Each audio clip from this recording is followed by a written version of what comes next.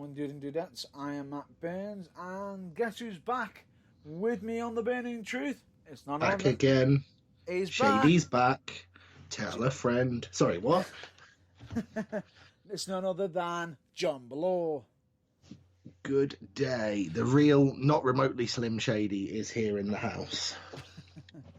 John Belaw's back, and ladies and gentlemen, I can't say I couldn't be more happy that he's able to be on this week's episode. We have got a very busy week for this week's episode of The Burning Truth.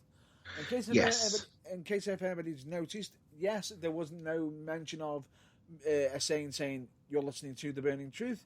It's decided that it would just be straight into the intro and pretty much get down to business. Essentially, yeah, you know what you're listening to. It's all good. We just need to crack on because, boy, have we got a lot to talk about this week. That we have. So for this week, basically, we're now going to go through our usual audio disclaimer.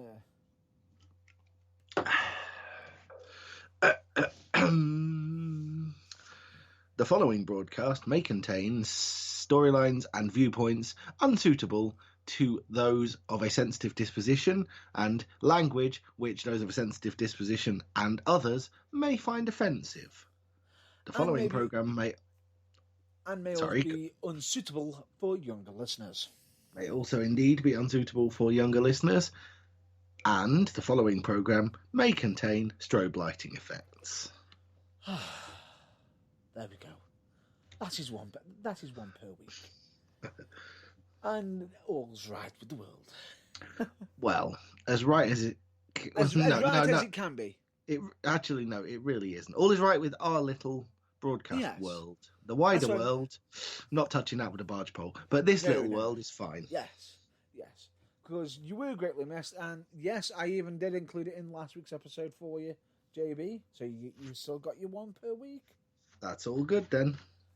Right, for this week... what the rest of them count as, but we'll cross that bridge when we come to it. True. Right, we've got a lot of stuff to cover this week. However, we've got to retiptoe on some of the topics that that I covered last week. Yes. And a little piece, but there is one thing I want to get straight off, because last week there was a bit of a mention of the situation that has been going on in the US. Now, I will state it isn't a nice situation. It is quite hard to explain.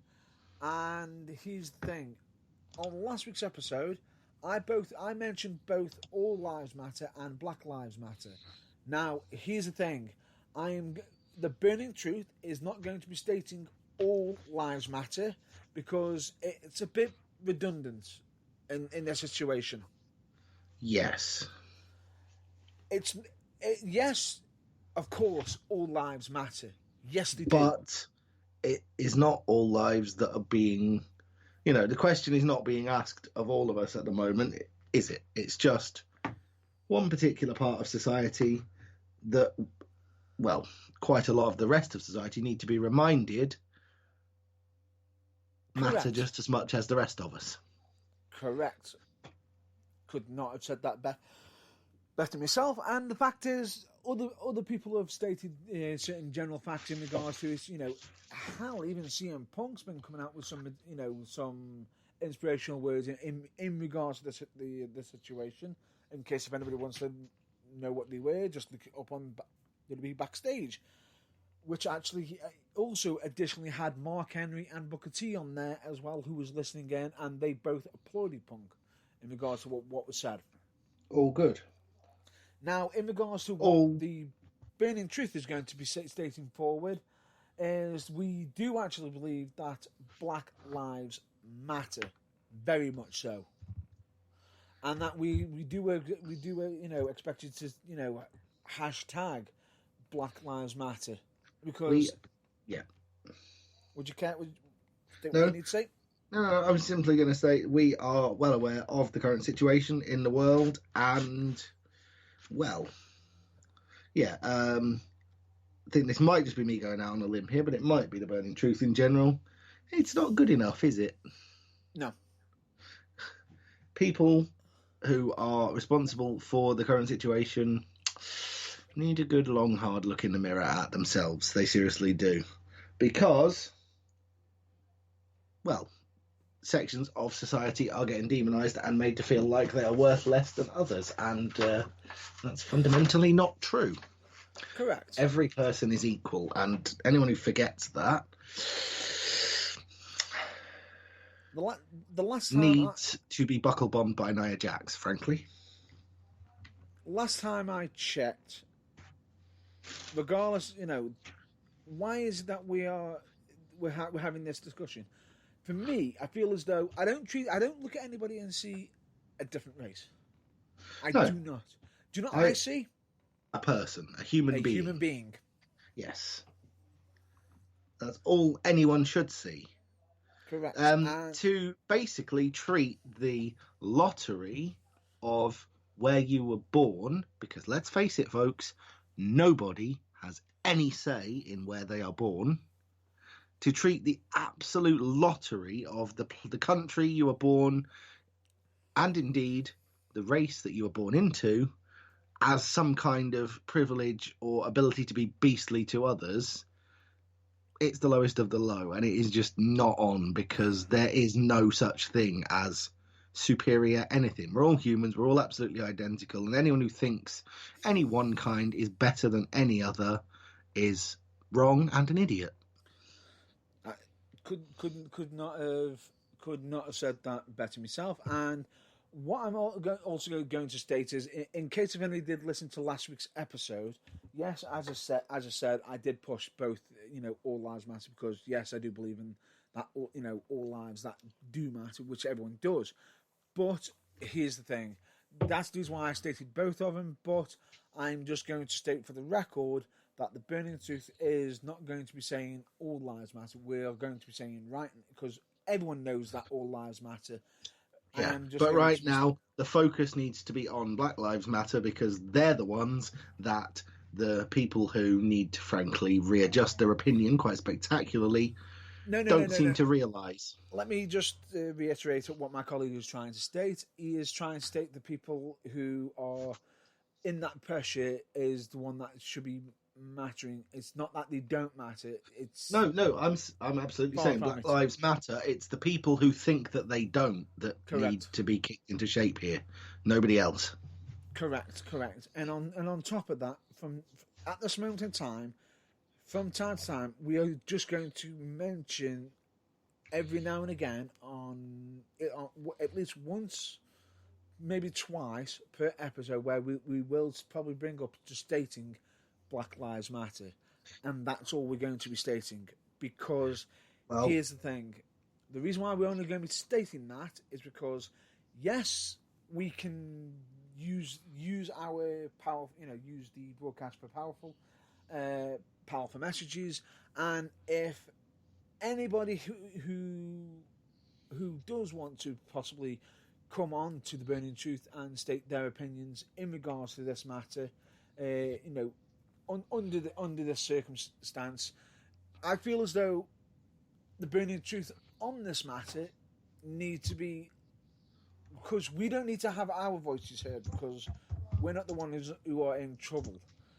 We feel as though on this subject, we feel as though somebody else's, others' voices need to be clearly heard much more. Oh God, yeah, we are in the massive position of being, privilege about this. It's like our opinion, is important, but the opinion of those who are actually affected by this directly, which we're not trying to kid anyone, we are not, matter more. Yes, they do. At this moment in time, and if anybody who is being affected in the situation wants to voice their opinion on the Burning Truth or anything, get in touch with us, and we'll try to make some sort of arrangements involving it, if you want to get absolutely a word out, or voice your opinion if necessary. Yeah, because as much as we could turn around, and here's the thing, we are going to back Black Lives Matter 100%. Now and always. This isn't just a fad thing. Now, while it's in the news, it's like we genuinely believe it. It's not just a passing thing. We actually, will continue to do so. Correct. And we don't just mean that. We don't just mean it for just in this situation. What my colleagues trying to state is we do. This is one subject that we are massively against, which is against racism. We are Absolutely against racism. Against racism in any form at any time, not just now. We are against racism, and not just for the reasons it's been brought to the public eye now. Any time for any reason. Correct. It should not be happening in whatsoever. So from time to time, if we may mention Black Lives Matter during the start of the episode, possibly at the end. We'll be fitting it in at least a minimum of once a week, just so you know. Just so you know, yeah, that we are still, it's still important, even if it might.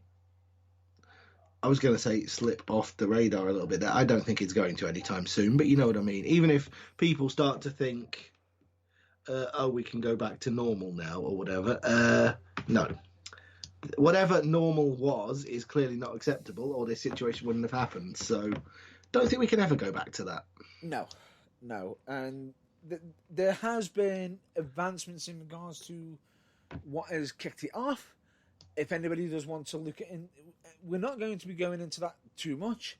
If as much, we're just going to be covering, just stating that we support Black Lives Matter because, yes, as we've already stated, we do have an opinion, we do have a voice, but we feel as though their voice needs to be heard wherever ours on that subject. But we're not going to take it too much further than that today because, as serious as it is, it's not the sole reason for this broadcast, and so we need to just state it and say, right, okay, you've got our stance loud and clear. We need to move on now. That we do. So with that, we're now pushing on to our regular scheduled programming. Yes. Well, a little bit of it. Because I'm going to have to re-bring up some past subject from the last week's episode because we did not get your input on some of the subjects that was covered last week on JB. So yeah, I'm still here, yeah. One of them being, what are your thoughts on the Book of One being banned? I did allude to it briefly there. I think it's probably for the best if, like the pile driver, another move which is notoriously banned, it has got to the point where more often than not it would seem it can't be done safely. Then it's probably safest to put it on the back burner. Now, it was also briefly mentioned in regards to thoughts of Nia Jax a little bit, as in there was a bit of a discussion of if she is injuring people, then why is she being allowed to be continuing on? If she isn't, does she need to go back to training? And why is she in the position of being in a title match? Yeah. It's an interesting... Yeah. Because she's clearly doing something that... Well, enough people must have seen the move being done to say, oh, that's fine, yeah. But it's difficult to understand what the disconnect is as to why, say, if in training it's fine, but suddenly when it matters on live TV, something goes wrong and suddenly it isn't. We're not just referring to just the buckle bomb though. We're on about Nia Jax with her tendency recently. Well, yeah, okay. Heat. Yeah. But anyway, we'll probably have to bring that up again at a later episode because a part of me doesn't think that subject's going to be going away anytime soon, and it could be getting escalate Yeah, potentially. more than likely not. It might well be escalated, and yeah, I would just like to. We need to add to that as well, because isn't there something else that's in the process of being? I'm not sure banned, but definitely reviewed and possibly put on the back burner, Go on. which is outside the ring dives. Vince is supposedly, yes, that has been brought up. Vince McMahon supposedly has got a bit of a mini ban at the moment because ring dive, in his mind, he's saying ring dives fine and nice and everything, but when you haven't got a crowd, no. They might Yeah, be doing it they're at the basically moment. They might be doing it at the moment because of they've got some of the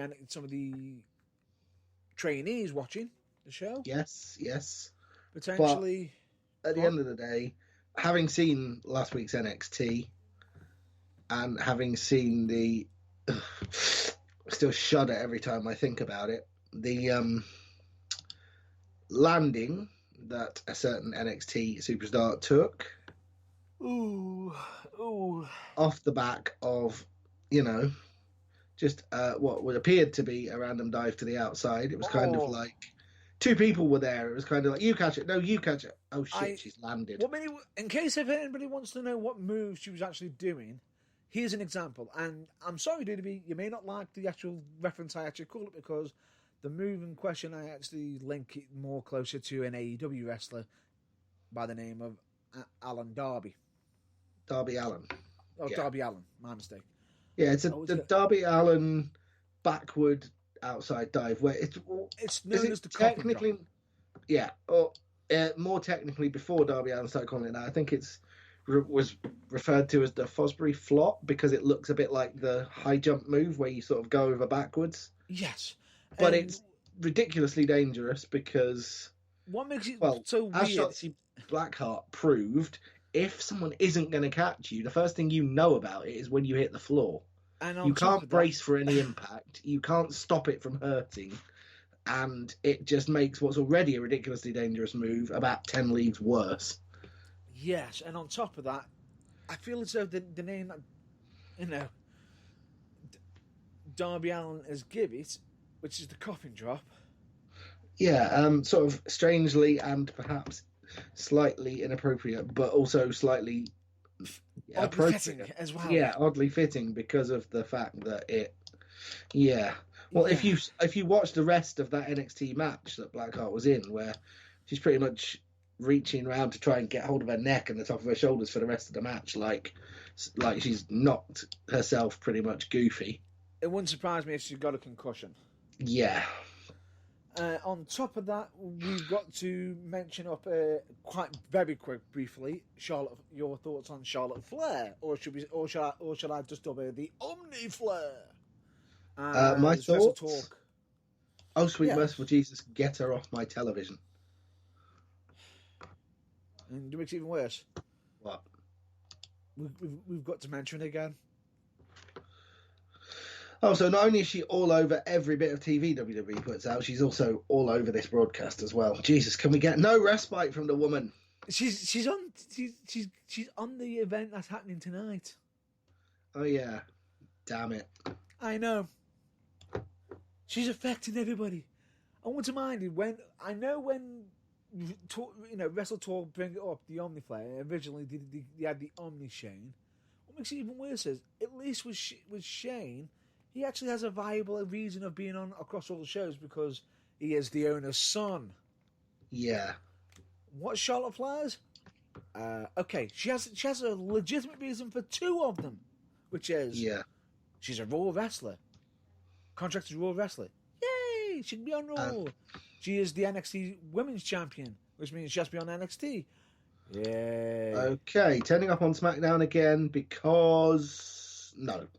Supposedly, the WWE executives want her on the show, and which is they're meant to be limiting the appearances of Raw wrestlers on SmackDown and vice versa, limiting to so many a week or month or something, and yet most of them have already been used on Charlotte. Yeah. Flair. Which makes no sense whatsoever. But we know this already. Yeah, we know this. Anyway, We also briefly mentioned how Karrion Cross could be potentially have history repeating itself, linking it, and I say this loose termly. I sort of wondered if, because the camera was more focused on Scarlett, on the entrance, as in pointing as main focus instead of Karrion. And then when it came down to the ring action, Karrion is yes, he's big, brutish, and everything, but he just seems a bit restrained, if you get what I mean. If he wants to be coming in like a monster, he should just be coming in, beating people down then, and basically he's not getting paid by the hour. I'm aware of what you're getting at with that. It's and on top of that, if they end up getting Scarlett more over than Karrion, could we see a history repeating itself with what happened between Mark Arrow and Sable? Yes, it's entirely possible. For those of you that watched, there's a weird disconnect with the WWE Network. It's like NXT's a week behind. It's like I haven't seen the latest one yet with all the build up to tonight's In Your House show, which is weird because the latest one on the network, for me at least, is the 27th, which is, last week. Yeah. But anyway, on that, I've during watched Tommaso Ciampa's match, did Karrion Cross come out? No, Scarlett did. Yeah. And so they're already on their way down that dangerous path. And yeah, I know exactly what you're saying. It could end up... it could end up badly for Mr. Cross. But then again, I think it might actually work with Karrion and Scarlett, personally. Because they all... Yes, I do. Because I think it'll work between them. Because the one thing between Mark Merrow and Sable, they didn't actually, with Mark Merrow and Sable, they didn't actually do the act on the independent scene, whereas Karrion Cross and Scarlett do. This is true. But anyway, that's out the way. We've got plenty to jump into. I was just about to say, shall we jump into predictions? But there is one more topic I've just thought about. Okay. Quickly off the top of my head, because you mentioned NXT. Yes. What are your thoughts on what happened on the Cruiserweight tournament? Fantastic.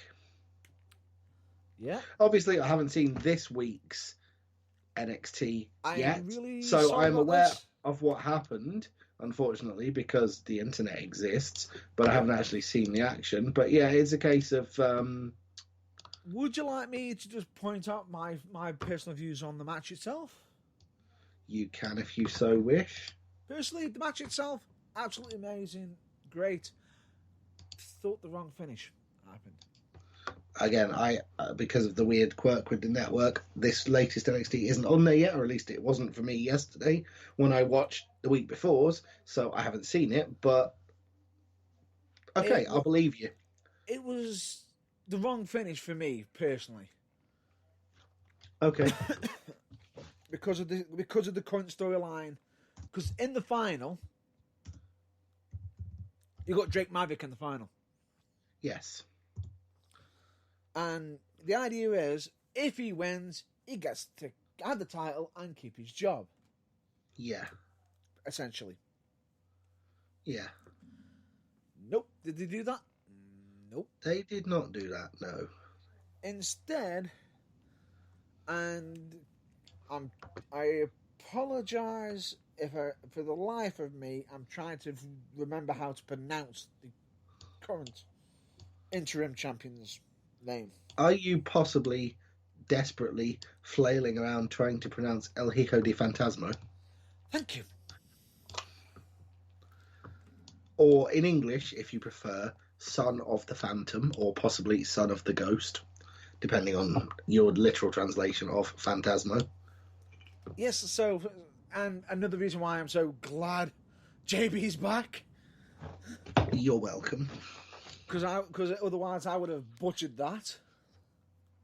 Well, now, for me, I just felt as though the whole match was great. The finish fell a little bit flat. Yes. And then straight after, yeah, it looked like we're about to have a heartfelt moment. Mm. And yes, we did have a heartfelt moment.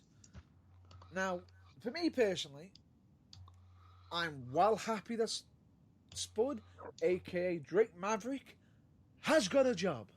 Yeah, we all are, because he deserves it, and Yeah. it's not like he hasn't provided some of the most entertaining stuff on WWE TV for the last month. Yep. To justify his position. Correct. And it's just a unique idea. The fact of how they've done it is quite reminiscent. Now, personally, a lot of people have been upset in regards to that storyline, saying, was this all planned from the beginning? And if so, have they just turned the storyline to get people to go, oh, and then completely not realise that people have been sort of, don't forget about the other workers who have not been brought back. Yeah, it's an odd one, that. I happen to think However, they didn't plan it that much in advance, and it just happened to be a bit of a, spur of the moment thing that saw him garner a lot of internet positive reaction for his video, which made them think, maybe we can do something with this. And of course, everyone on the internet just happens to love to complain about everything, so they've just gone, what about all the other workers, eh? When there wasn't actually that thought going through WWE's mind. It was simply, ooh, this is a feel-good story we can cash in on. Are you ready for That'll this? be the beginning and the end of their thinking. I need to pause you, because they were in WWE's minds. The other workers were. All right. Why? They've been offered re-signed contracts. Of course they have. Now that most of them have. Now, yeah, that figures. Doesn't that sound lovely? Until you stop and think, well, why did they get rid of them in the first place? I haven't finished yet. Let me guess. They've been offered new contracts on substantially less money. Greatly less money. Instead of maybe, I don't know, a guaranteed contract of so much a month, they're probably now being offered a per appearance fee. And when you bear in mind that NXT Not will even book that. its fringe stars once every month or so, then it's not the same. No, it's not like that, unfortunately. Now, a lot of people may have noticed that Drew Gulak is back on WWE television already. Yes. He has re-signed his contract, possibly at a reduced cost. Now, in regards to most of the guys who were laid off, yes, they could be coming back on a greatly reduced contract. However, speculation has been going around that these contract signings are that bad, it is very unlikely you will be seeing them at all coming back anytime soon, because they are that bad. In fact, you know it's bad when Impact Wrestling are trying to advertise some of the workers who were let go. Well, yeah. Hang on. Being released, does that trigger the 90-day no complete clause? Or not? Because there's no way it's been 90 days, so Impact Wrestling might be jumping the gun just a little bit there. You ready for this? Go on. It does mean if you get released or let go by WWE, there is the 90-day contract. Yeah, so there's no way it's been 90 days, so Impact Wrestling are jumping the gun massively. Oh, no. With images and their names stating that, EC3 could be coming back. That Drake, that Spud could be coming back. And that a Bulgarian flag could be arriving, or somebody who's linked with a Bulgarian flag. Not hinting there. Hint with a Bulgarian flag? Yes. Oh, right. Okay, so you and quite... others. Yeah. And others. Now, there is speculation that could be the case. It might not be. It could be just Impact Wrestling trying to do this to just get people to go, huh? It could well be nothing more than a publicity stunt. But yeah, what makes it worse is, and this is where I need to know which one comes first. We need to know if Impact or NXT comes first, because technically, if Drake Maverick was still contracted to WWE throughout the entire process and everything, and this was all part of the storyline, why has Impact Wrestling showcased footage of Spud from the past on their show, hinting that he could very well be coming back. I think that's a discussion between the Impact Wrestling booking team and WWE's legal division. I don't think we should touch that. Not touching that with a 50-foot pole. No. So anyway, whatever the result of that, we'll without trying to incur the wrath of either Impact or WWE's legal divisions, possibly bring you more news on that as it comes. But for now, let's steer around it and try and get to the takeover predictions, unless there's any other news that you haven't got to yet. FTR on AEW. FTR, Full Throttle Racing, the club that I'm a member of on Xbox Live. And if anybody says Fear the Revival, not them, no, for legal reasons, that's an entirely different team. Okay, so it doesn't mean the team formerly known as Dawson and Wilder. Yes, it would be that team. Okay. What are they now known as? Are they now known as the Renewal, the Respite? FTR. Just FTR. It doesn't stand for anything. It's just FTR. Okay. Because... It could stand for Full Throttle Racing. They might have suddenly become Xbox driving game nerds. It could do. Originally, it looked like they were considering having Fear the Revolt. However... Yeah, that was the word I was struggling for. The Revolt. I thought that was the name they were going for. Yeah, slight problem. What? #taken.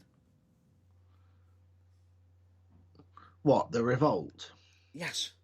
I was going to say, because #FTR, no, that's definitely them. There's no... No. The Revolt, Fear the Revolt, is already taken by another tag team that is actually from their actual area. Oh, right. And they actually know him. Oops. Okay. Who is that? That would be the Revolt, which is in a completely different company. However, they've actually sorted it out and stated, nope, we're not being known as that. We're going to be known as FTR. They have shown up. They have done some work on AEW. And so they're just going to be known as FTR in much the same way that WWE wants us to forget that they're called Authors of Pain and just refer to them as AOP and pretend that doesn't stand for anything. Yeah. Similar kind of absolute backtracking nonsense. I think the reason why they've probably just gone for FTR is to avoid any future legal reasons against others. To avoid facing the repercussions, see what I did there, of WWE's legal division. Nope, it's not WWE's legal division. It's another wrestling company. It's from others. Oh, the company that the actual FTR or the Revival or the Revolt or whatever they're called. Yeah, the company that the Revolt work for. Yeah. Which is by the way? Just for those of us that don't know. It wasn't the company that was actually threatening to sue. It was the actual tag team. Oh, okay. Wow. Yeah. But anyway. Nest of vipers there. Yeah. They managed to duck and dodge and dive. It looked like we were going to get... Hey, guys, if you want to call yourselves Full Throttle Racing and become gamer nerds, checks made payable to the Burning Truth. No. I don't think they want to go down that road because if you remember... What did Vince have planned for them? Oh, yeah. I don't think they want to go down that route. Anyway. Probably not. Hey, it was just an idea to earn some money, checks payable to the Burning Truth and all that. But no, never mind. Never mind. We'll now jump. We'll continue on. It looked like we were about to get the Young Bucks versus FTR. Yeah. However, it looked like FTR came to the save of the Young Bucks by beating down the Butcher and the Blade. Indeed. It was an interesting I turn really of events. should actually start watching the AEW Dynamites that I keep recording on TV. And Darks. Yes. Which are free on YouTube. Ah, yeah, well, there you go. Best thing I about definitely it. should. Hell, it's even got thingy on it now. Cage. Cage? Remember from Impact Wrestling? Cassius Cage, Christian Cage, Crimson Cage, Killer Cage. Give me a clue here. The one half of the Unbreakable fucking Machines cage. Okay, fair enough. Is that their official tag team name? What, the Unbreakable fucking Machines with Michael Algin? Yes. Yes. Nice. That's nearly as much of an in-your-face tag team name as the independent UK scene tag team consisting of Eddie Dennis and Mark Andrews. Yeah. Whose name had to be abbreviated to the first letters of each word because apparently saying fuck shit up on family shows doesn't go down very well. Fun stuff up. Yeah, exactly. It doesn't really work. So they had to be referred to as FSU for obvious reasons.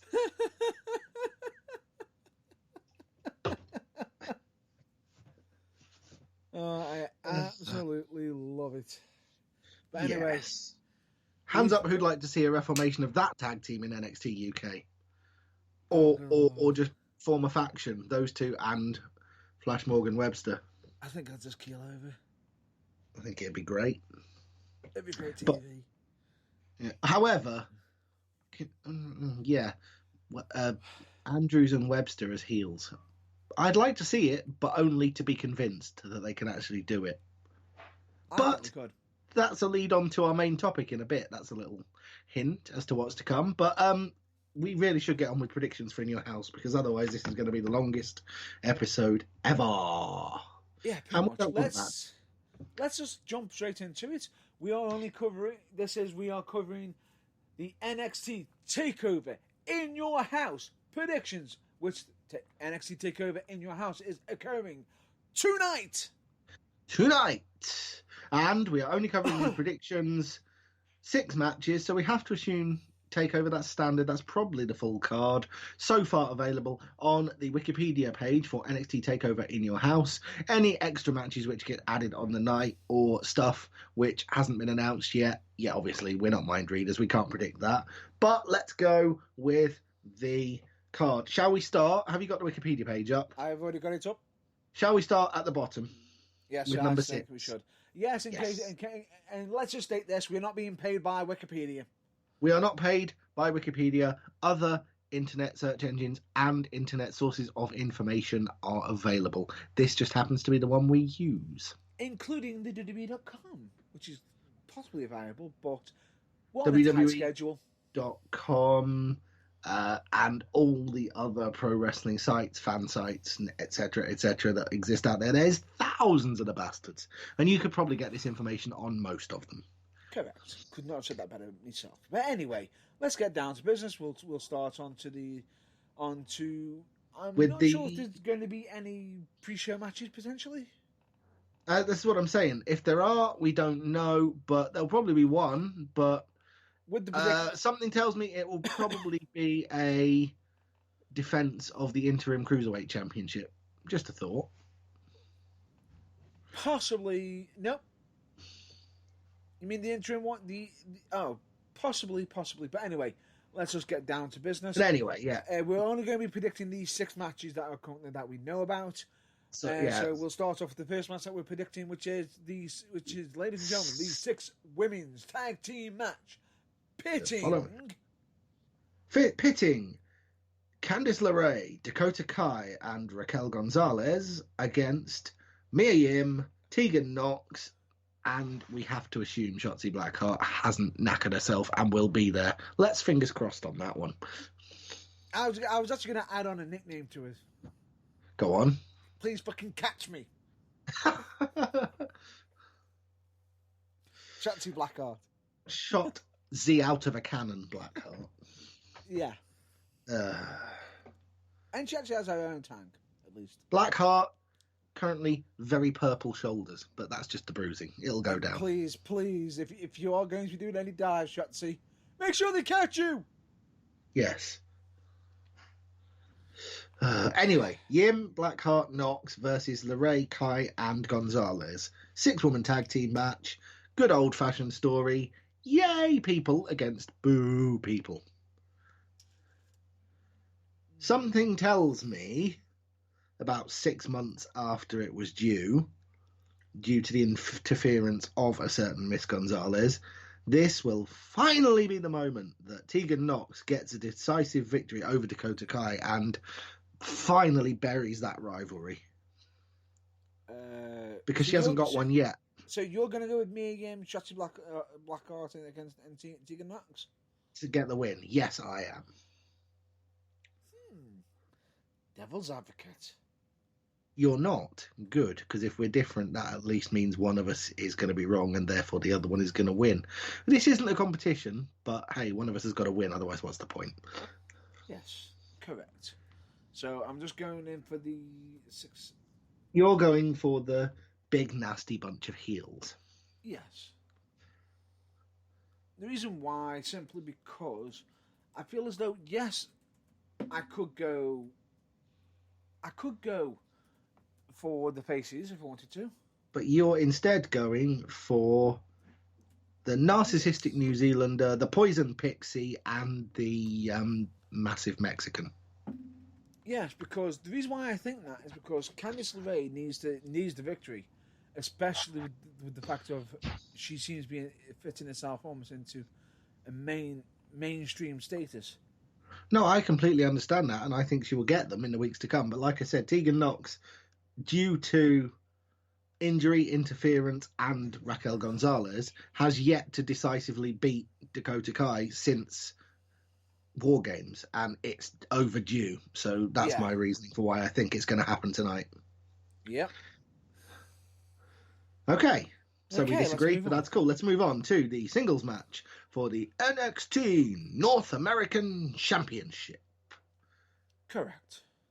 The challenger, Mr. All Heart No Soul, Johnny Gargano, a.k.a. Johnny Wrestling, against the champion, the Limitless One, Keith Lee. Yeah. This is a match that has got match of the night written all over it. Bask in his glory. Trust me, we all do. Or as I believe Cultaholic keeps singing, don't you forget about Keith Lee. Yes, because we all get a craving for ice cream whenever Keith Lee's around. Because we all Baskin Robbins in his glory. Sorry, what? That was just bad. I love it. But anyway, let's get on to the predictions. And some people might think about Tiger King as well, but let's not go there. Let's not go there. Let's not go there. No. Moving on. My prediction for this one is: here is your winner and new NXT North American champion after mucho shenanigans and shortcuts and possible interference from Candice and possible interference from other people and more shenanigans, Mr. Johnny Gargano. I'm glad. Because you think the opposite, don't you? Yes, I do. Lovely. I know. What's going on? This is like topsy-turvy land. So, okay, I think new champ Gargano. You think Keith Lee to retain. This is going surprisingly quickly. It's going well. Let's keep up the momentum. And the reason why I think that is because I feel as though Gargano has been having more dominance on Keith Lee. You know, come on. The guy uses freaking car keys to jab him in the eye. Yeah. I just think they're trying to build Johnny Gargano as a legitimate heel, and therefore either by blatant cheat tactics or simply by fluke and, pure, fluke and luck, Gargano weaseling his way to a victory over a guy twice his size will make people hate him quite a lot, especially if he steals the North American title in the process. Correct. Again, like his North American title and NXT title runs before, I don't predict a long title reign, just enough to make the point that he's a bastard. Yes. Right. Yes, I agree with that. Okay. But you think it's not going to happen because you think Keith Lee's going to retain. Fair enough. I do. But one thing I've noticed is you went for Candice LeRae to lose and I've gone for her to win. So with that couple, at least one of them's losing and one's winning. Yeah. Yes. I hadn't noticed that, but yeah, it's true. We have. Okay, let's move on. I have other reasons why I can see Keith Lee winning. One of them... Oh, well, yeah, it's the same with the other side of the divide as well. Yes. Because I think Mia Yim is going to win, but Keith Lee is going to lose, and you're the opposite. So, yeah. Which is nice. But I think Gargano's going to be involved in Candice LeRae's match. He's going to get them the win.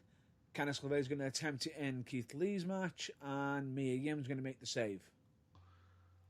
And finally, Keith Lee's going to pretty much get Gargano. It's very viable, and we shall see later tonight, but that's cool. Let's move on to the last chance backlot brawl for the NXT Championship, during which the match has been telegraphed so spectacularly because the stipulation is such that there can only be one result.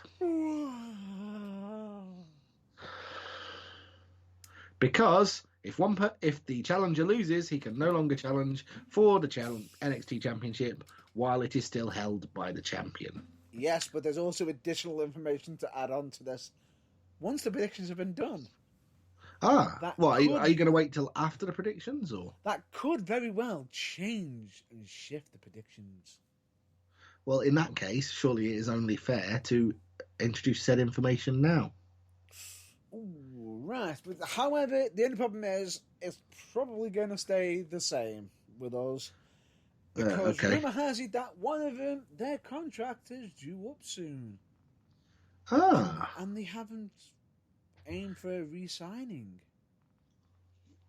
Are we talking one of these two, or one of the many people who will probably interfere in this match? No, it's actually involved one of the participants. Okay, so I have a feeling that you know more than I do, and that we're going to pick the opposite sides again. I don't think we are. I think we're going to actually go for the exact same one. Well, let's see, shall we? What are you going for? Since I've gone first both times so far. Velveteen Dream. Really? Yes. Disappointingly, you are correct. We are going for the same thing. The reason being is... Adam Cole, dream over. Pretty much. But then again, it's Adam Cole whose contract is actually potentially due to be running out as well. Yeah, but the thing is, if it does run out, he'll be re-signed. And I've got a feeling he's been NXT champion for 370 days. Got a feeling he's going to be showing up on SmackDown fairly soon. Rumour has it that could very well happen. However, the difference is if they don't, he could end up joining some friends and his girlfriend. Hang on, I'm just trying to think. His girlfriend is in AEW. Yes. But I can't think who it is. Britt Baker. See, I was going to say that, but I was so convinced I was wrong. Yeah, there you go. No. Okay, interesting. Yeah. I know. Oh, by the way, you forgot to add the Doctor. Okay, the Doctor, Britt Baker. You know, the one who is everyone should be looking up to. Yeah. Well, anyway, remains to be seen. But I think, new champion. I do. 100%, without a shadow of a doubt. It needs to be a new champion. Yeah. This was already filmed the day after last week's NXT, apparently. Which I will be mentioning some additional news in regards to the filming of that, because it did actually have an effect on certain people who were at the that figures. Okay. But are we going to do that now, or are we going to leave it till we've done the other three matches quickly? Then we've done the other three matches. Okay. Singles match. Finn Balor versus Damian Priest, the arsehole of infamy. Versus the Prince. I would just like to point out, for legal reasons, I know it's actually the Archer of Infamy, but much like Karen Boring on Raw, I don't like the guy, so I'll call him what I like. Right. Damian Priest is a good wrestler. What's his win record? Pretty abysmal. And how has he got himself into a position where he's against top athletes regularly? Basically by attacking them. So, aren't people just getting clued up to this shit? You would imagine so, wouldn't you? You would imagine someone of the caliber and, longevity of Finn Balor would be wise to it. And doesn't he have a frickin' demon side? Yes. I don't think he's going to need it, though. I think he's going to win, essentially. Hang on. Finn Balor? Isn't he a heel? Well, in theory, Meant to yes. be. Although he's so sort who of... turned? No, it's one of those rarer than hen's teeth things where I think they're testing the water to see how Damian Priest not being a heel gets over. But at the first sign that no one's buying it, they're just going to pretend it never happened. Right. Damian Priest being a face by attacking a wrestler. Exactly. This is how it makes no sense. And Finn Balor basically being a face by saying he doesn't care about anything, and if you come for him, he'll take you out and he'll drop you on your face. And yeah, it's basically heel versus heel, and I don't really get it. But I think Finn Balor's going to win. Finn Balor. Fairly swiftly. Moving on to the triple threat match for the NXT Charlotte Flair is Everywhere Championship. Featuring Rhea Ripley, Io Shirai, and Charlotte Flair. Sorry, did I mention Charlotte Flair is in this match? Not enough. I would just like to point out, the Burning Truth is contractually obliged to mention Charlotte Flair at least 20 times an episode. Because we talk about WWE, and Charlotte Flair is an important part of the WWE machine. We're still 2 under. Hint, I'm joking, legal people. We're still 2 under. 2 under? What, you mean I haven't mentioned Charlotte Flair enough? No, you haven't mentioned Charlotte Flair enough yet. But now we have. Well, we're talking about this match in which the NXT Women's Champion, Charlotte Flair, is fighting against her own ego. Oh, and also, incidentally, Rhea Ripley and Io Shirai. By the way, Rhea Ripley, new gear. Black with green and white bits on. Much better than the white and blue. She's a heel. She should wear black. End of discussion. Rhea Ripley's heel. Oh, wait, no, she isn't. Shit. Needless to say. We'll get onto that subject later. Undermines my own argument. The point is, however, she's called the Mosh Pit Kid. She likes metal. She should wear black with studs on it. That's just a fact. We'll get to that. We'll get to that subject later on. Anyway, the point of this match is it's a triple threat match. So Ripley and Shirai are going to argue with each other, and it's going to cause Charlotte Flair to win by some backdoor method. I want to be wrong. I really, really, really want to be wrong, but I can't see it happening. I want to be wrong. But you agree, don't you? Yeah. Yeah. Because, and to make it even more painful, go on. The fact that Charlotte Flair, a few weeks ago on Raw, was fighting for a number one contendership for the WWE Raw Women's Championship. Oh dear. She's the NXT fucking Women's Champion. Yeah. Because she has to be everywhere. No. What makes it so stupid is, why is she fighting for a number one contendership to potentially become WWE Raw Women's Champion when she's already NXT Women's Champion already? Yeah, because she is Omni Flair. She cannot be, stopped or something. I'm sorry, but I just don't care. I can't remember if she was pinned or not, but it doesn't matter. I just don't care. Yeah. It's basically a massive waste of Rhea Ripley and Io Shirai, because it should basically still be Ripley as champion in a one-on-one match against Shirai, and Flair should be on Raw. But sadly, we can't appear to have that. So no, we can't have nice things. No, we're not allowed nice things because apparently we criticise Vince too much, and this is his way of paying us back. God damn it. Anyway, I'm saying Flair to win. I think you're saying the same, aren't you? Yep. Okay, so let's move on to the singles match, which will be the main event. Tommaso Ciampa and Karrion Kross with Scarlett, who I'm disappointed hasn't taken the Eva Marie approach and dyed her hair red because she's called Scarlett. She probably hasn't done that because they've probably got her in the wings ready to make a debut or something. Make a return. Oh, God. Just don't tempt fate, will you? I'm sorry, but I've just done it. Yeah, you bar steward. And on top of that, knowing, look, if she did that, then there'd probably be a cease and desist. Yeah, probably. I am massively conflicted about this match. Because on the one hand, they might want to build Karrion Kross up in the way they build up all new heels and some faces in this day and age. Massive win streak! Until he meets a champion who puts him down far too easily, and then he stumbles into the mid-card, as is the normal case. But that would make no sense because it would undermine Tommaso Ciampa. But if they're trying to build Karrion Kross as the next big thing, Tommaso Ciampa winning kind of undermines him. So it doesn't really strike me as there's a winner that benefits all sides here. The difference is Tommaso Ciampa can take the loss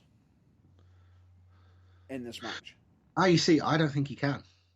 I think he can. WWE would much rather have Kross basically realise that not everybody in NXT is the guys he's literally wiped the floor with so far, and that he's actually going to have to step his game up. He can look good in a throwing everything at the kitchen sink and still losing effort, and that's what I'd like to see. No, I think the only way he could lose is if it's through disqualification.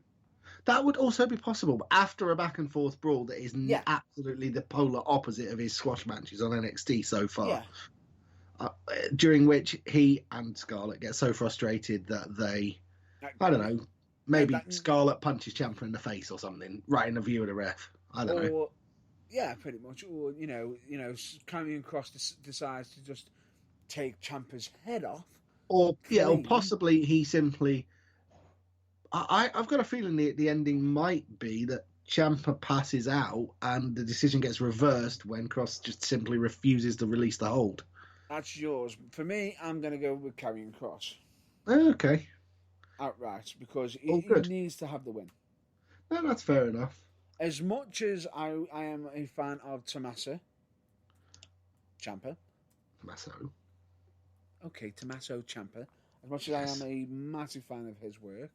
The Sicilian psychopath. Indeed.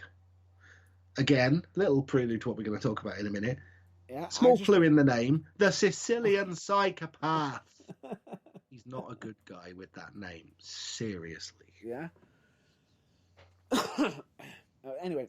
But yeah, I'm going with Ciampa to win. You're going with Kross to win. Fair enough. That's all good. That's wrapped that up. Yeah. Kross is going to get the win. Simply because Ciampa has been near off the top. He needs to come down a little bit, but he will regain his footing. He will. Oh, yeah, well. And there is speculation that there is multiple workers potentially heading up as well. Oh, the huge numbers of new people who they've got, most of whom were in the crowd for the last couple of weeks behind the plexiglass ice hockey shields. Take into account one of your favourite guys are going to SmackDown. Is he now? Yeah, bro. I never said he was one of my favourite guys. He gets right on my tits. That's why I said he's one of your favourites. Right.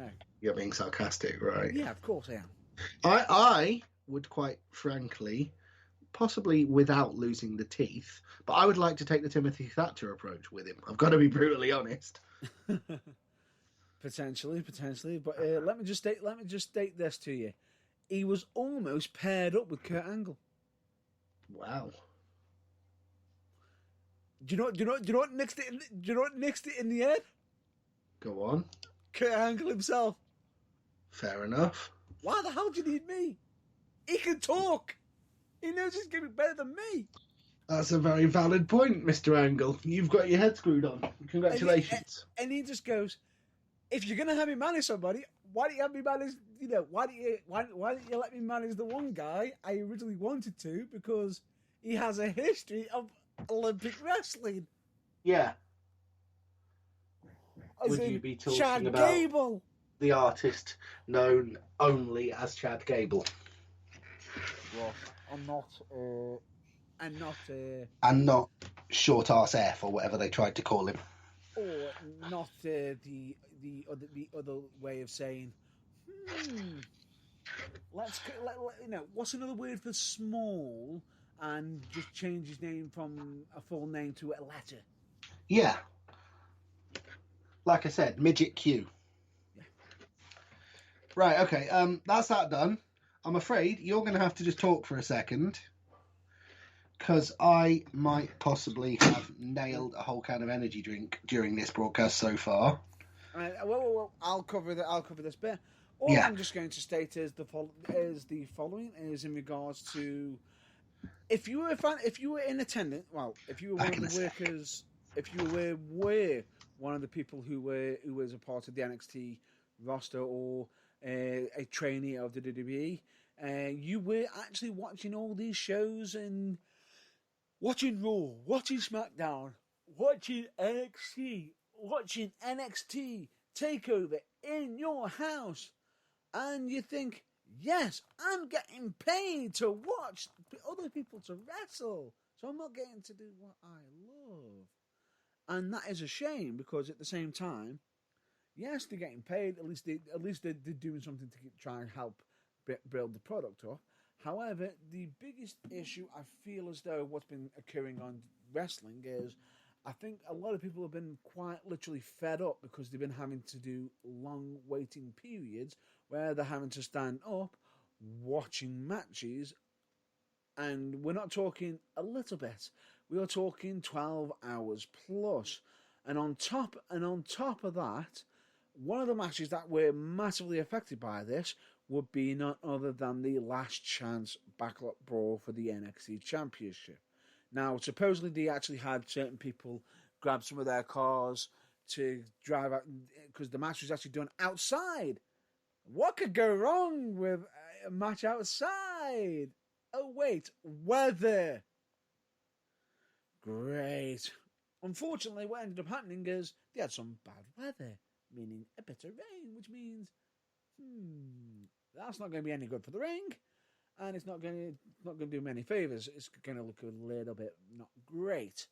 So what they've ended up having to do is get all the cars outside, light up the ring using their headlights from cars, and pretty much get it all lit up and showcased and everything, and do the match repeatedly. Now, the problem with this I have is if this match was having to be recorded repeatedly, is there going to be some time frame involved in this match? Is it going to go from night to day to night to day? Or is it just going to be all done in one take? Now, that's the thing. If that was the match meant to be all done in one take, what would happen if they get all the way through the match, they're about to do the big finish, and rain comes in and ruins the entire match? It just seems a bit illogical. Right, for those of you who weren't aware, I have just been for a brief bathroom break. I have come back in. I assume you're talking about the Gold Dust Backlot Brawl from WrestleMania. Sorry, no, I mean the Last Chance Brawl. Yes, and how it potentially affected the people in attendance. Did you know that the people who were in attendance have actually had to stand up and watch multiple TV reviews in one setting? Yeah, that wouldn't surprise me. SmackDown, NXT. We're talking 12 hours plus. Wow. Earning their money. Needless to say, if the Backlot Brawl was filmed over the course of many, many attempts, there is one simple way they could have done it, and it wouldn't have mattered what time of day or night it was. Go on. Lens filters. To make the whole damn thing look like it's night just by putting a dark filter on the sky. It's a common thing that they do in films if they need to shoot extended night times. Potentially. But anyway, the point being is with it is the fact that if they've been doing, then if they did that, wouldn't it show up when they actually put the headlights on the car? Possibly. That's how they highlighted the ring, using the car headlights. Yeah. Well, in that case, I'm not sure, to be honest. That's just a cheap trick that they use in cinema. It's like they black out the lens so that it looks like it's dark, even though it actually isn't. But yeah, I don't know. I know what you're saying. Suspension of disbelief and all that. Yeah, but the point being is, I've just been reiterating, stating, if they were there for multiple times, because supposedly people weren't able to get home until early hours in the morning, because lo and behold, the match took place outside. What could go wrong? Oh, only everything. How about weather? Yeah, exactly. Did it pee down? It might Yes, have done. it did. Lovely. Oh, was it a little bit like what was it? The classic WWF event from the late 80s. I think it might have had a battle royal in it featuring Big John Studd, in which he famously fell over because it was held in a stadium somewhere and it pissed down. And the canvas was somewhat like an ice rink. Now, supposedly, that is the reason why they ended up having to put it off. But anyway, supposedly people weren't able to return to their hotel or to, basically until 3 o'clock in the morning. Good Lord. That's how long the recordings were. Wow. Mind you, that's a downer. To just counterbalance that with an upside from last week's NXT. Yeah. Basically, I've just been reminded of it while I've been away from the microphone briefly. Yeah. The entirety of the Mia Yim and Keith Lee taking the mickey out of the Garganos bit. Genius from start to finish. Pure genius. Yeah. It's just the Keith Lee is a fantastic actor. Props to the guy. And translate, don't you forget about Keith Lee. Don't you dare. It was just all the little things, like his sudden aside of talking to the camera. Oh, apparently she's got a key. When Tegan Knox came in with the pizza. I thought that was good. The reference, obviously, to Gargano's Pizza, which is the business that Johnny's dad owns. Nice little plug there that WWE didn't have to make for the family business. The fact that upon bringing it over, Tegan Knox ate all of the pizza. And when they were imitating the whole talking the truth bit that the Garganos do, Keith Lee shone the torch in his eyes and was like, ow, bloody hell, and then put the torch down on the table like at the third go afterwards and went, that was interesting, but now I'm blind. The whole thing was, well, we knew Keith Lee was the kind of guy who had a sense of humour, but that highlighted it very well. I thought it's a genius. It should be one of those things in the curriculum of if you're going to be a wrestler, because you know how wrestling and comedy are like oil and water. On more occasions than they don't go together very well. If you're going to do comedy in wrestling, that should be a required watch. That whole sketch, it was brilliant. Definitely. And are you ready for the other rumoured NXT superstar who could be going up? Who could be making their way to the blue or red brands? Yes. I'm not, but I'm sat down, so go for it. Rumour has it that potentially Dominic Dijakovic. Makes sense since he's not really got a great deal to do in NXT. Yes, could be going up. And do you want to know why this is all happening? I know what you're thinking. Why are all these supposed call-ups happening, or should we say, these transfers are happening from NXT to... because NXT has a performance centre full of new guys waiting in the wings, and they haven't got time for all of them as it is. That's one. And are you ready for the next one?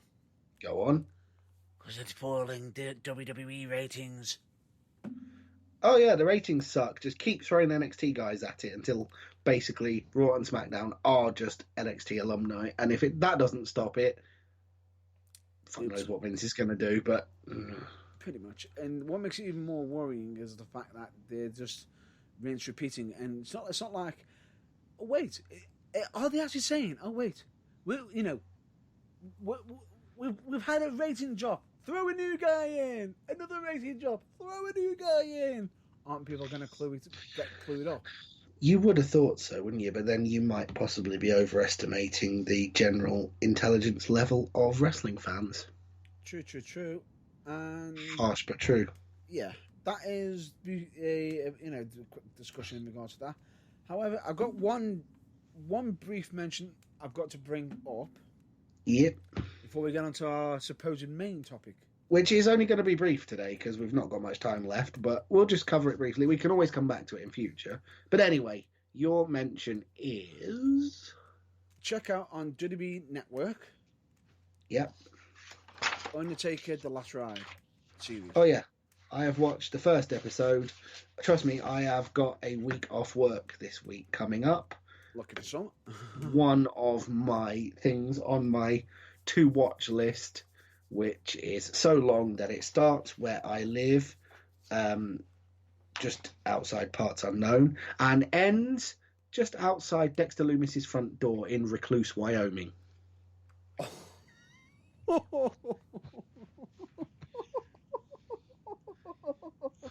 It's that bloody long. But trust me, the Undertaker series is right at the top of that list. Oh my god, that is brilliant. All I'm just going to say is you are going to love this week's NXT if you're able to catch up on it beforehand. I'm going to switch the network on as soon as we're done here, and I shall hopefully get that done. And speaking of the network, there's a free version coming out soon. A free version? Yes. Tell me more, if you can.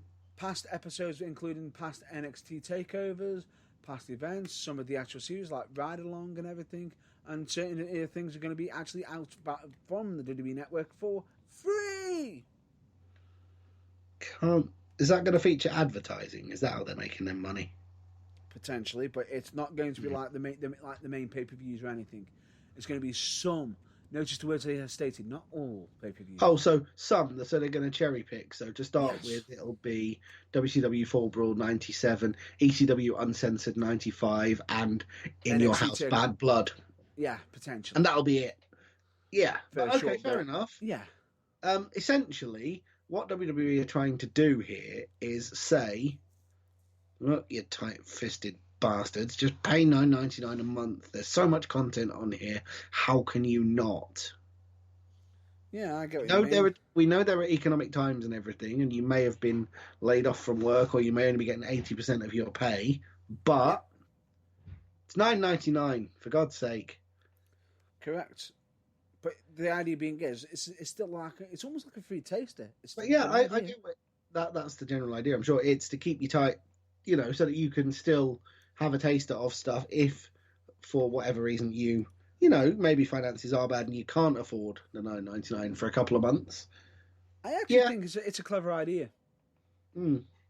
I do, but especially for how much advertisement that could actually end up on it, advertising the WWE Network, where, to get the full content out, you get it for $9.99, but then you've got a free version where you get where it's very much restricted. Okay, you still got some blemishes on there, but then anybody who's interested in the network will see some of the, the little golden nuggets and see us go, ooh, hang on, if this is the free version, what's the full version got? Well, exactly. I think that's the idea. Yeah, which is absolutely genius. Now, anyway, we need to get on to the... Shall we jump onto the main topic, or are we going to push it on for next week? Well, it's entirely... I mean, we can mention it, but I think what we should probably do is just talk about it for a bit, and then if anyone wants to get in touch via the Burning Truth social media for if we're right, if we're wrong, if we've forgotten anyone, and we can carry it on next week if we get enough feedback. We'll make it a bit of a two-parter, shall we? Yeah. Because essentially it's not a long topic of discussion. Well, I don't think so. It depends how much you've got to say, but I will get over it fairly briefly. It's just... Here's the long and the short of it. I have a question for WWE management. Why do you feel so keen and so insistent on taking established superstars from either your own development system or elsewhere, where people already know who they are, and making them do the complete polar opposite of what people know them for? Maybe because they want to see if they can work out another thing, another style? Yeah, well, I understand that, but it's just that they've got, at the moment, specifically on, I'm going to refer to NXT here, but I mean, it occurs elsewhere as well, but the general, excuse me, just a sec, just need to turn a light on in here so I can actually read my handwriting. Essentially, NXT is the thing, but it does happen on the main roster as well. Yeah. But here is a prime example. Do you know the lyrics to Mia Yim's entrance music and what she calls herself as her nickname? No. Go on. You obviously weren't watching NXT a couple of weeks ago when Johnny Gargano decided to sing along. briefly. Go on. She refers to herself, and her entrance music says as much, as the head baddie in charge. Oh, yeah. I know. Dreadful, but for some reason the WWE greenlighted it. It's in her entrance music, and she's a face. I don't mind that, actually. Come on. That's almost like having a gripe with bloody Razor Ramon for calling himself, "Hey, yo, I'm the bad guy." Well, yeah, it is kind of on that level, but this is the problem that I have. It's like, come on, Razor Ramon got the Al Pacino gimmick. It's from Scarface over as a face. Yeah, well, the thing is, I remain to be seen. Keith Lee as a face, yes. Mia Yim as a face, I'm not sold yet. What? Okay, the whole skit with Keith Lee, where they were eating dinner, sorry, went a long way to push me on the right path. Have you actually looked into Mia Yim's past? Of what she's actually overcome? What she's had to overcome for wrestling and everything? Oh, no, I'm fully aware of that, don't get me wrong. It's just, traditionally, she plays someone who, as a result of all the shit that's happened to her, doesn't really give a flying fuck anymore. And so to actually, go for the sympathy card. No, but at the same time, the sympathy card only plays so much. She's doing something to be edgy a little bit, almost, even though WWE tried to be edgy too much. Oh, do they ever? Yeah. Here is a small list of the people who are currently faces in WWE and NXT, who you just hear the name and you just think, really? Oh, wait, are we going to be replaying back, Tomas, the Sicilian psychopath? He is one, yes. He is the Sicilian psychopath. He's your friend. Daddy's home. Yes. He is one. Tommaso Ciampa is indeed one. Kevin Owens is another. But he's in between. Don't get me wrong. He's fantastic at whatever he does. Everything the guy touches turns to gold. Yeah. But he's just like The Miz, who is another one. No, I disagree. The Miz and Kevin Owens' natural position should be heels. No, he shouldn't. No, he shouldn't. If you actually paid attention to Kevin Owens' independent days, you would know he's an absolute supreme, amazing face. Especially when he was literally having a bidding war over how many chops he was going to give somebody. One, two, 3. No, what? I got five. And then gets chopped himself. Right you are, if you say so. My personal standpoint on this is literally everything he did from his entrance in the Indies to his whining git persona, all the way which he carried through into his, prize fighter gimmick in NXT. Yeah. He's just a naturally good heel, the same as The Miz. Yes. Fair enough. It's basically like Randy Orton being a face. It just doesn't work. True, but the difference is Kevin Owens is also a family man. Massively. Yeah, well. Anyway, the point being the face list is not as solid as the heel list. Yes. The WWE's current heel list, especially NXT's, is basically full of home run faces, and I don't get any of it. Go on. Okay, let's start at the weaker end of the spectrum, shall we? Yeah. Shinsuke Nakamura. Come on! Why is that guy a heel? What does he gain from being associated with Sami Zayn? Oh yeah, that's right, nothing. Why does he feel the need to act like he doesn't care? And also, simply because he's a heel. Why did they ruin his entrance music? Why? It doesn't bloody need words. Why? Yeah, it doesn't need words. Anyway, another person who has form as both, but whose name kind of gives away what side of the pond he should be on, and if he's going to be a heel, his nickname and the first word of his ring name should be changed. Yeah. because, gentlemen, Jack Gallagher should not be a heel unless he calls himself Bastard Jack Gallagher instead or something. No, I'm fine with Gentleman Jack Gallagher. No, I'm fine with him being a heel. What I'm saying is, I am fine with the gentlemen name. are not heels. Gentlemen are gentlemen. That's the point. True, but at the same time, it's ironic. It's irony that WWE is trying to play. I can see what they're trying to do. But then again, well, hang on. You're saying that to us. Do you know who else you should be blaming on this? The entire freaking movie industry at one point during the 80s and 90s, where they actually had, let's pick a villain that's not American. Let's go for British. Let's go for somebody from another country. Russian.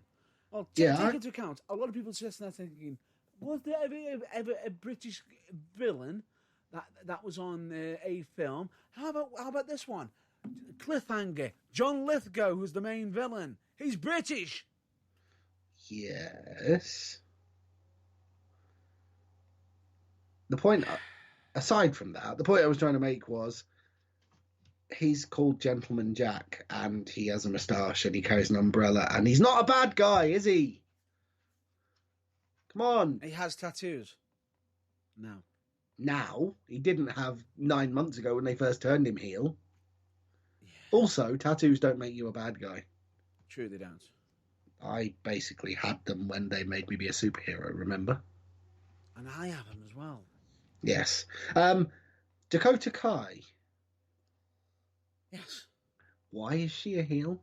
Okay, I understand someone had to turn because apparently that friendship had to die for ratings, but I just don't think she works as a heel. Hence why I think they've had to throw Raquel Gonzalez in there to actually make her in any way menacing or make anyone in any way feel that she's a threat. Yeah, I'm fine with that. Yeah. Also, Io Shirai. Whoa. Right? Excuse me? Now, this is a contentious one, I know, because she's bloody good at it. There is no way of arguing that. I was just about to say, you see your front door? Walk the hell out of it.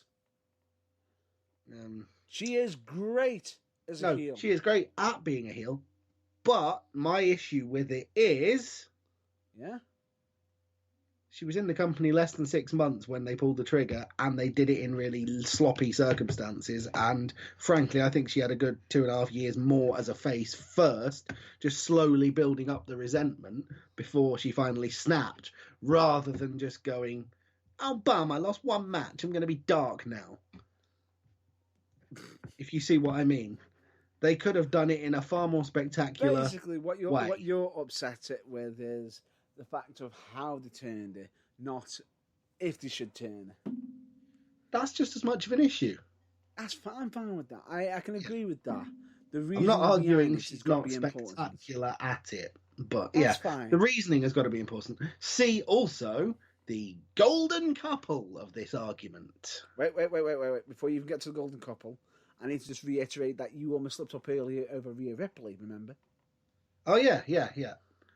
I'm not 100% sure that she should be a face either, to be honest. She wears black with studs on it. She's the mosh pit kid. She's bigger than you. She has a really bad attitude.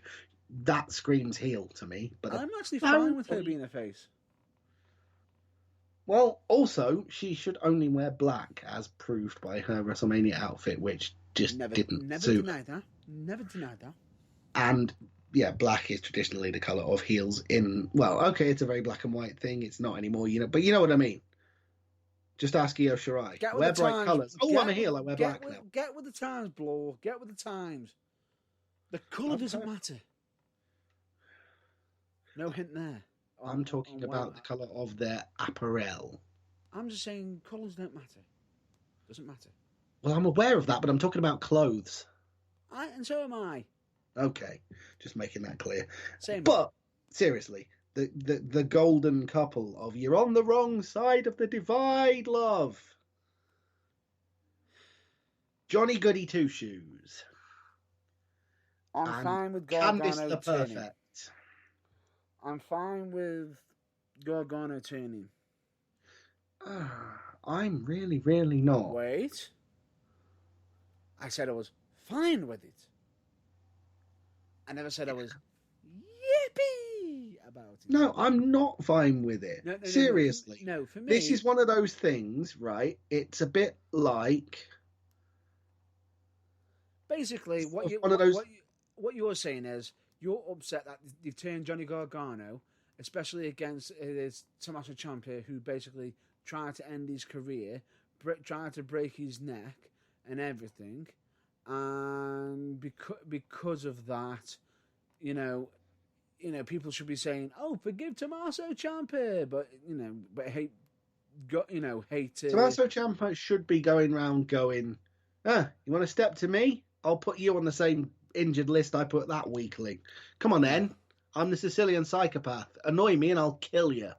And he shouldn't be getting cheered for it.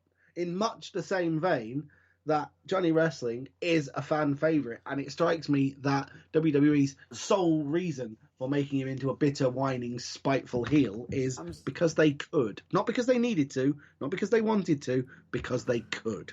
And that is no reason to do a heel turn whatsoever. Take into account you're saying that about, he should be a heel, should be a face. Are you ready for this? Do you know another wrestler who should have stayed a heel but ended up being a face somehow? Braun Strowman? Stone Cold Steve Austin. No. Stone Cold Steve Austin was the WWE's version of Dave Rain. Take into account, right, that Steve Austin, when he coined his "you sit there and you thump your Bible" 316 quote of the millennium, right, he was in fact an actual heel dissing the face Jake the Snake Roberts, who had the storyline of being a recovering alcoholic.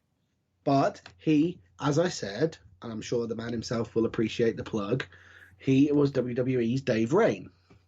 In that, he could literally come out, pick up a microphone, say, "You're stupid and your wife's ugly, and now I'm going to drop all your heroes on their heads."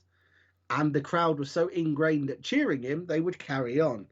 There was nothing they could do. He just made himself a face by force of the crowd. Whereas with Johnny Gargano and Candice LeRae, it's the complete opposite. It's like, you are hardwired to like this guy, so we're going to force you not to. You must hate him. Oh, wait. Yes. Almost a bit like how Charlotte Flair's on every show. Yes. And Vince McMahon thinks Charlotte is a face. Yeah. Somehow. Yeah, but he thinks Johnny Gargano is a heel as well, so we all know his judgment's compromised. And don't even get me started on Dominik Dijakovic being a face just because he happened to agree with Keith Lee once. What? No, just go away. He's a big, bruising Croatian who'll kick your face off. And He's a bad guy, and that's all. What's the name of his finisher? I want to say "Feast Your Eyes," but I don't know if that's just what he says or if that's his move as well. Yeah, it is "Feast Your Eyes." And didn't he have a vignette where he was literally battering people left, right, and centre? Yeah, but like I said, because he agreed with Keith Lee once, he was suddenly on his team and a face. It's Keith Lee. Don't you forget about Keith Lee. I will never forget about Keith Lee, but watch your back. Wait. Watch your back. Because there's another prime example. Keith Lee. What? WWE will have him turning heel in 6 weeks just because they can. No. Just because he's the most over face in the company. They'll just be like, right, change it up. Why? Does it make sense? No. I'll be honest with you. No. I'll be honest with you. Good at it? Probably, but that's not the point. Just do it. I think WWE already hinted at it once. Yes. When he won the championship, and then you got Keith Lee coming down, and then Damian Priest coming down saying, "I want your fight. I want to fight you." So it's like, yeah, why don't you pair fight each other? Why is the champ not saying I'm going to fight both of you? Velveteen Dream as a face. It works. It works. It shouldn't, but for some odd reason, it works. It works. It's the Velveteen Dream. It is epic. Do you know? And here's the next name on the list. And do you know what I love about Pete Dunne as a face? He doesn't even try to in any way moderate his character, act like a face, or act like the very presence of the crowd don't get right on his tits. And yet they still cheer him. And for that, I love him, because he hasn't gone, oh, I'm a face now. Yay, cheer for me, everyone. Yay. He's just exactly the same guy, regardless of whether they cheer for him or not. And for that, he gets my grudging respect. Yeah, I'm sorry, but are you ready for this? If anybody turns around and says that he can't play face, ever, I've just got one pairing up, one tag team partner he had, and this was not in WWE. This was in on the UK scene, and WWE missed their chance to have this as an official tag team. Okay. Right, and it's not male. Would it be a certain person who's about 4'3" and both of whose names start with the letter M? That would be correct. And she's not 4'3". No, she's 5'3", but. And she's 8. I'm not arguing that. And she could probably kill you. She probably will end up in WWE in a few years. Yep. When she's ready. When she's ready, which is good for her. We are, of course, referring to Millie McKenzie, just in case anyone wasn't sure. Yeah. And all I'll say to you is, have you ever seen the videos of them pairing together? Yeah, and in it, they might be faces, but have you seen the face Pete Dunne pulls when she hugs him? Oh, no, As if to say, my God, you animal, get off me, what are you doing? No, and yet the crowd lap it up. What made it even more funny was when you got Pete Dunne doing all the work, and all of a sudden Millie tags in, he's like, nope. And then he tags back in, nope. And then she goes, no, I'm tagging in. Okay. And at one point, you see her get a wrist lock on somebody in the perfect position where she's got the fingers, and he's like, snap the fingers! Yeah. Just the facial expression of Pete Dunne is just... Pete Dunne's... I looked at it, and I just went, oh my God, this is absolutely freaking genius. Almost as much genius as when Millie was... Before, I think it was before they'd even had a match. On the stage, I think it was a Progress show. Yes. When Millie did Pete's, put his fists to either side of his face pose. The look on his face was worth the whole show. Yes. Just like, woman, what are you doing? But they're awesome. And yet, he gets over as a face despite that. So this is why I don't agree with him. I don't agree with him being a face, but the fact that he isn't really even trying to be one, he's just like, I'm just me. People can cheer me. That's fine. I appreciate that. Let me just take this to you for the record. When he's wrestling, I can see where your point being is. If you actually knew him as a person, whole different story. Whole different story. No, I understand that. I do. But because I've met him myself, very humble, very respectful, and somebody who I would 100% wholeheartedly back through thick and thin. I'm not denying that, and I'm just saying my whole thing is like but the way he is in the ring, it just screams heel, and I love I'm simply saying I love the fact he doesn't change. I love the fact he's just like, no, this is my in-ring persona. You can basically take it or leave it. If you want to cheer for me, that's fine, but I'm not pandering to you. More people should do that. Yeah. Anyway, this is the basis of the point I was trying to make, is WWE making performers move outside of the comfort zone you expect of them. Is it a good thing, or is it silly? You're saying no. I'm saying, I was initially saying no, it's a nightmare, but having gone through a couple of the examples, it's on a case-by-case basis. Half the time, yes, it's ridiculous. Half the time, it's not. Comes up with gold, like Pete Dunne's facial expressions, or especially tagging with Millie. Yes. Or with bro. It works. Yeah, it works. It works. And that's what I mean. That's where the comedy works, because basically, that's why I think that's why it worked, because they've got the comedy act duo down to a T. One's the funny man, one's the the straight faced man, Yeah. or straight faced person, comedy person. Basically, like how Lowell and Hardy were. Hmm. That's a good way of looking So, at it. so when the inevitable face turn happens, Mm-hmm. will it be Karrion Kross or Scarlett that's the comedy one, and who's going to be the straight one? Please rephrase. Please reword that, please. Who will be the comedy guy, and who will be the straight man or woman? Yeah. I just thought I'd just add that in. No. Actually, you know what? You mean basically... When the inevitable Karrion Kross face turn happens. I think if they were going to do it with them pair, it'd be more or less if they'd have to split them up, with one being a face and one being a heel. Again, that's very easy to say. That's very wrestling traditionally. Yeah. Who says they have to? No, true, but I can't see them as a face yet. If they do... Oh, no, I'm not saying... Do, in an ideal world, it shouldn't happen until, I don't know, 2.5 years down the line when he's just about to go on the main roster sort of deal. True, but at the same time... It may well happen before that. That's my point. If they do, they've got to have somebody who's going to be a viable monster. And that's all I'm going to leave it there.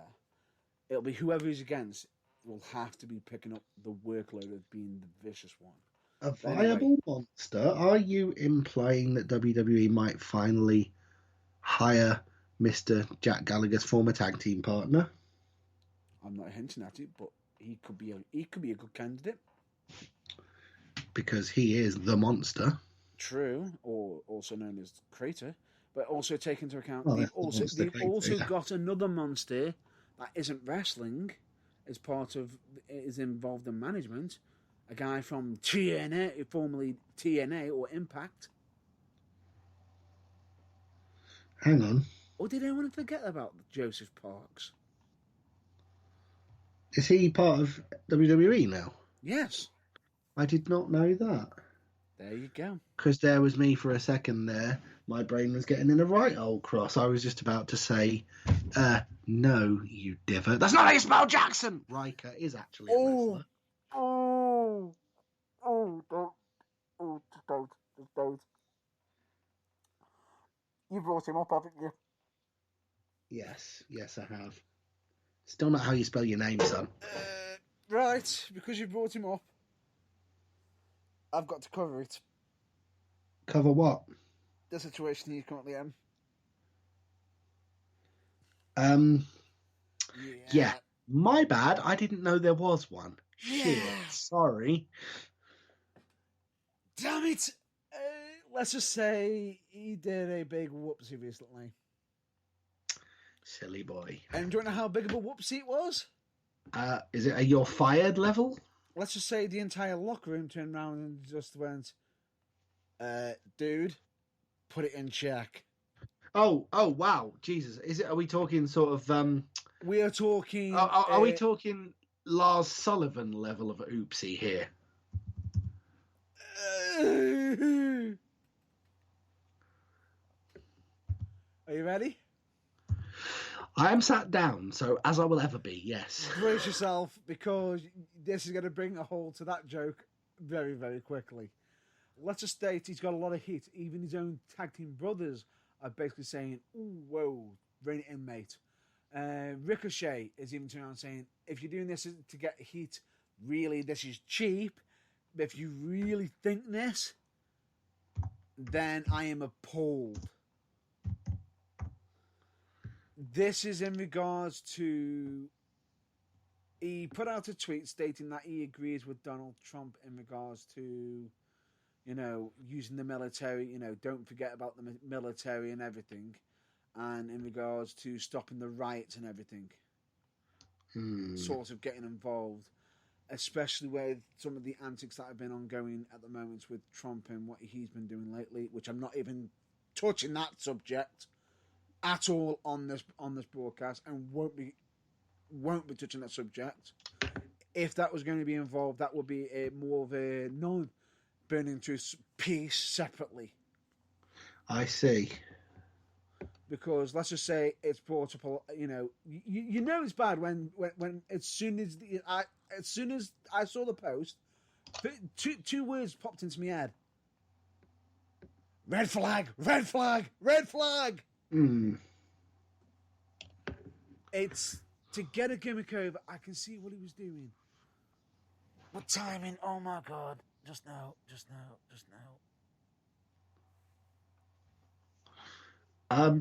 All I can say in regards to this whole situation is my pretty much standard response to everything the guy does. Yeah. Kevin Owens has nailed it. Which Kevin Owens did actually put a post out stating. Yeah, Kevin I take Owens. you've seen it? Yes, that's what I say. Kevin Owens has nailed it. That's all we need to say. If you choose to look this up of your own accord, be aware it might be a bit of a sort of tooth dryer moment. You might agree or disagree with what he says, but there's no two ways about it. Kevin Owens has nailed it. Pretty much. But anyway, that's going to be it for this week. We may continue the main topic. The WWE having where we've got workers being topsy turvy with their face and heel personas. Yes. We could consider that next week. It basically depends on whether, any of you lot feel strongly enough about it to go on the various Burning True social medias, because there are quite a few, and drop us a line. Yeah, pretty much. And with that, I'm going to call that a wrap up for this week and pretty much just head straight into the plugs, which for this week, I'm just going to cut it down very, very briefly because a lot of them can't be used. So what I'm just going to do is check out charities like Changes for Health and Wellbeing, Changes Recovery Radio, Mind, Message for Mind, Donna Louise Hospice Care for Children and Young People, Cancer Research UK, which all the information that they have on their website could prove massively useful and could end up, helping someone in a vital position at this moment in time. And on top of that, we of course also recommend you check out the lighter side of wrestling by checking out Botchamania, WrestleCrap, and OSW Review. You're welcome, Matthew. You're welcome, RD Reynolds, and of course OSW Review lads. We of course also recommend you check out our fellow broadcasters and podcasters by checking out Polo Pass Radio Show and Don't Say the C Word, both hosted by none other than Magic Mark Adams. We the Independents, that's with an IE, not a Y, hosted by Daily Star and Sugar Dunkton, or also known as Pineapple Pete, who also had a guest appearance on Talking with Chris Jericho podcast, which we also recommend. Of course, Think Wrestling, which is hosted by none other than Tom Baker, especially the Talking Wrestling interviews. We, of course, I have mentioned Train Pop Culture before. It is making a comeback soon, but that's all I can state, but I don't know exactly when. Hatred Theory has got its regular episodes every Thursday at the moment, which has been massively interesting, and from time to time has actually been having the odd guest on there, and could be having more on. We of course also recommend you check out Kayfabe Music. They do absolutely amazing music. If you want a viable song that reference, the theme music that we've got for The Burning Truth, and I've also had some theme music made for myself for when we are back to wrestling. We of course also recommend you check out Turnbuckle TV, which is only for what? Oh, sorry, $3.99. Correct. Which I was so far away then, I nearly said $9.99. almost. No, wrong network. $3.99. But anyway, the point being is, if you want to pay an additional £2 or as such on there, you could potentially also get some of the Wrestle Talk channels that are actually linked with Turnbuckle TV, because Wrestle Talk is linked with them. And also just recently dropping on, there is multiple podcasts and broadcasts going on to there. Who knows? There could be a possible chance for the Burning Truth going there, because I believe fingers crossed. Bashams has even gone on there. But we'll have to wait and see, just to see what goes on in future.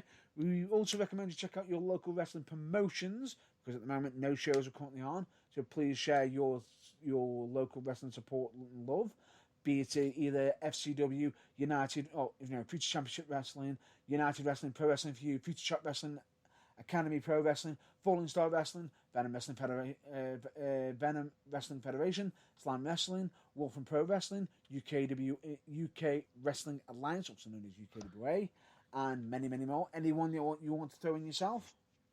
No, I think you've pretty much covered it. But if there is one that we haven't mentioned, or you want to look up one in your area, of course, don't forget, there's an app for that.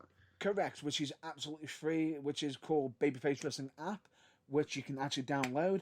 And of course, if you want to check out any past episodes and everything of us, well, actually not past episodes, I'll get to that shortly. We have got a website, which is www.theburningtruthuk.com. You know what's on the website. We have covered it in the past before, but if you go on there, we have got past content on there, past episodes and everything. But let's just state this for the record.